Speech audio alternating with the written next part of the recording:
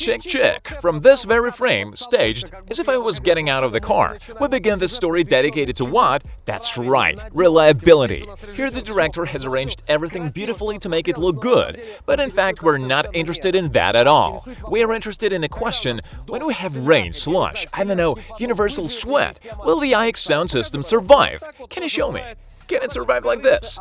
That's how we have it in the trough.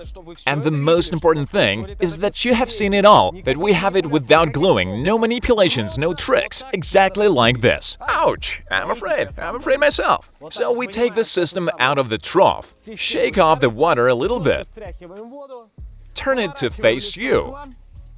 Now, pay attention. Take the connector. Take the connector. Are you afraid, my friends? I have one life. And then we switch the system on.